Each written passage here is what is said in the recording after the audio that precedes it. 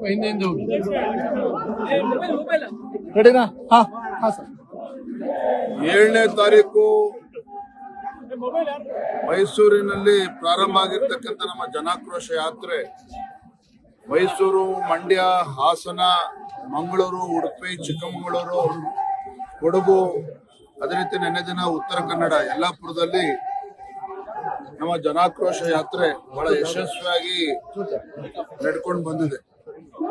ಎಲ್ಲಾ ಜಿಲ್ಲೆಗಳಲ್ಲೂ ಕೂಡ ಒಂದು ಅಭೂತಪೂರ್ವವಾಗಿರ್ತಕ್ಕಂಥ ಒಂದು ಬೆಂಬಲ ನಮ್ಮ ಜನಾಕ್ರೋಶ ಯಾತ್ರೆಗೆ ಸಿಗ್ತಾ ಇದೆ. ಜನಸಾಮಾನ್ಯರು ಕೂಡ ರಾಜ್ಯದ ಕಾಂಗ್ರೆಸ್ ಸರ್ಕಾರದ ವಿರುದ್ಧ ಬೇಸತ್ತಿದ್ದಾರೆ. ಈ ಜನವಿರೋಧಿ ಕಾಂಗ್ರೆಸ್ ಸರ್ಕಾರದ ವಿರುದ್ಧ ಅನಿವಾರ್ಯವಾಗಿ ಬೀದಿಗಿಳಿತಕ್ಕಂಥ ಒಂದು ವಾತಾವರಣ ಈಗಾಗಲೇ ನಿರ್ಮಾಣ ಆಗಿದೆ. ಯಾವ ಕಾಂಗ್ರೆಸ್ ಪಕ್ಷ ಚುನಾವಣೆ ಪೂರ್ವದಲ್ಲಿ ಅನೇಕ ಭರವಸೆಗಳನ್ನ ನೀಡಿ ಅದು ಚುನಾವಣೆ ನಂತರದಲ್ಲಿ ಅಧಿಕಾರದ ಚುಕ್ಕಾಣಿ ಹಿಡಿದ ನಂತರದಲ್ಲಿ ನಾಡಿನ ಜನತೆಗೆ ಬೆಲೆ ಏರಿಕೆಯ ಒಂದು ಬರೆಯನ್ನು ಎಳೆದಿದ್ದಾರೆ. ಯಾವುದೇ ಒಂದು ಅಭಿವೃದ್ಧಿಗಳು ನಡೀತಾ ಇಲ್ಲ. ಮುಸಲ್ಮಾನರ ಒಂದು ಓಲೈಕೆ ರಾಜಕಾರಣ, ಮತ್ತೊಂದು ಕಡೆ ಪರಿಶಿಷ್ಟ ಜಾತಿ ಪರಿಶಿಷ್ಟ ಪಂಗಡಗಳ ಅಭಿವೃದ್ಧಿಗೆ ಮೀಸಲಿಟ್ಟಿರ್ತಕ್ಕಂಥ SCP, SP, TSP ಹಣ ಸುಮಾರು 38,500 ಕೋಟಿ ಹಣ ಇವತ್ತು ಬೇರೆ ಕಡೆ ವರ್ಗಾವಣೆ ಆಗಿ ದುರುಪಯೋಗ ಆಗಿರ್ತಕ್ಕಂಥದ್ದು. ಎಲ್ಲ ವಿಚಾರಗಳನ್ನ ನಾಡಿನ ಜನರ ಮುಂದೆ ಇಡ್ತಾ ಇದ್ದೇವೆ. ಕಾಂಗ್ರೆಸ್ ಸರ್ಕಾರದ ಜನವಿರೋಧ ನೀತಿಗಳನ್ನ ಜನರ ಮುಂದೆ ನಾವು ಇಡ್ತಾ ಇದ್ದೇವೆ. ಕಳೆದ 20 ತಿಂಗಳಲ್ಲಿ ನಮ್ಮ ರಾಜ್ಯದಲ್ಲಿ ಕಾಂಗ್ರೆಸ್ ಸರ್ಕಾರ ಸಿದ್ದರಾಮಯ್ಯನವರು ಮುಖ್ಯಮಂತ್ರಿಗಳಾದ ಮೇಲೆ ಇಲ್ಲಿಯವರೆಗೂ ₹5.50 ಡೀಸೆಲ್ ಮೇಲೆ ದರವನ್ನ ಜಾಸ್ತಿ ಮಾಡಿದ್ದಾರೆ. ಪೆಟ್ರೋಲ್ ಮೇಲೆ ₹3.5 ಜಾಸ್ತಿ ಮಾಡಿದ್ದಾರೆ ಕಳೆದ 20 ತಿಂಗಳಲ್ಲಿ. ಕೇಂದ್ರ ಸರ್ಕಾರದಿಂದ ಮೊದಲ ಬಾರಿಗೆ ಕಳೆದ 20 ತಿಂಗಳಲ್ಲಿ ಮೊದಲ ಬಾರಿಗೆ ಮೊನ್ನೆ ದಿನ ₹2 ಡೀಸೆಲ್ ಪೆಟ್ರೋಲ್ ಮೇಲೆ ಜಾಸ್ತಿ ಮಾಡಿದ್ದಾರೆ. ಆದರೆ ಅದರ ಹೊರೆಯನ್ನ ಆ ತೈಲ ಕಂಪನಿಗಳೇ ಭರಿಸಬೇಕು, ಜನಸಾಮಾನ್ಯರ ಮೇಲೆ ಹಾಕಬಾರದು. ಇದು ಕೇಂದ್ರ ಸರ್ಕಾರದ ತೀರ್ಮಾನ. ಗ್ಯಾಸ್ ಸಿಲಿಂಡರ್ ಮೇಲೆ ₹50 ಜಾಸ್ತಿ ಆಗಿದೆ.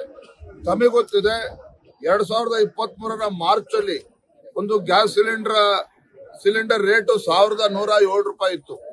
ಅದನ್ನ ₹300 ಕಡಿಮೆ ಮಾಡಿ ₹800 ಇತ್ತು. ಮೊನ್ನೆ ₹50 ಜಾಸ್ತಿ ಆಗಿದೆ, ₹850 ಆಗಿದೆ.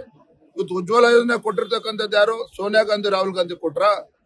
ಗುಡಿಸಲಿನಲ್ಲಿ ವಾಸ ಮಾಡ್ತಕ್ಕಂಥ ಕಡು ಬಡವರಿಗೂ ಕೂಡ ಗ್ಯಾಸ್ ಸಿಲಿಂಡರ್ ಕೊಡಬೇಕಂತೇಳಿ ಉಜ್ವಲ ಯೋಜನೆ ತಂದು ₹500 ಪರ್ ಗ್ಯಾಸ್ ಸಿಲಿಂಡರ್ಗೆ ಇವತ್ತು ₹550 ಆಗಿದೆ. ಇದೇ ಕಾಂಗ್ರೆಸ್ ಸರ್ಕಾರ ಇದ್ದಿದ್ದು ಇಷ್ಟೊತ್ತಿಗೆ 2,500-3 ಸಾವಿರ ರೂಪಾಯಿ ಆಗ್ತಾ ಇತ್ತು. ಅದಷ್ಟೊಂದು ಸಬ್ಸಿಡಿ ಕೊಟ್ಟು ಇವತ್ತು ನರೇಂದ್ರ ಮೋದಿಜಿಯವರು ಜನಸಾಮಾನ್ಯರ ಪರವಾಗಿ ನಿಂತಿದ್ದಾರೆ. ಆದ್ರೆ ಕಾಂಗ್ರೆಸ್ ಪಕ್ಷದವರು ಅಪಪ್ರಚಾರ ಮಾಡೋದ್ರಲ್ಲಿ ನಿಸ್ಸೀಮರು. ಹಿಂದೆ ಬಿಜೆಪಿ ಮೇಲೆ 40% ಕಮಿಷನ್ ಆರೋಪ ಮಾಡಿದ್ರು. ಇವತ್ತು ಸ್ವತಃ ಮುಖ್ಯಮಂತ್ರಿಗಳ ಆರ್ಥಿಕ ಸಲಹೆಗಾರರು ಹೇಳ್ತಾ ಇದ್ದಾರೆ, ಬಸವರಾಜ ರೆಡ್ಡಿ ಅವರು, ಇಡೀ ದೇಶದಲ್ಲಿ ಕರ್ನಾಟಕ ರಾಜ್ಯ ಭ್ರಷ್ಟಾಚಾರದಲ್ಲಿ ನಂಬರ್ 1 ಸ್ಥಾನ ಪಡೆದುಕೊಂಡಿದೆ. ಇದು ನಾನು ಹೇಳ್ತಾ ಇಲ್ಲ, ಮುಖ್ಯಮಂತ್ರಿಗಳ ಆರ್ಥಿಕ ಸಲಹೆಗಾರ ಹೇಳ್ತಾ ಇದ್ದಾರೆ. ಹಾಗಾಗಿ ರಾಜ್ಯದ ಮುಖ್ಯಮಂತ್ರಿಗಳು ಹಣಕಾಸಿನ ಮುಂಗಟ್ಟಿನಿಂದಾಗಿ, ಹಣಕಾಸಿನ ಕೊರತೆ, ಹಣಕಾಸಿನ ಮುಗ್ಗಟ್ಟು ಎಲ್ಲದರ ಪರಿಣಾಮ ಆಗಿ ಬೆಲೆ ಏರಿಕೆ ವಿಪರೀತವಾಗಿ ಮಾಡ್ತಾ ಇದ್ದಾರೆ. ಇವತ್ತು ಯಾವುದಕ್ಕೂ ಕೂಡ ಹಣವನ್ನ ಕ್ರೋಢೀಕರಿಸಲಿಕ್ಕೆ ಸಾಧ್ಯ ಆಗ್ತಾ ಇಲ್ಲ.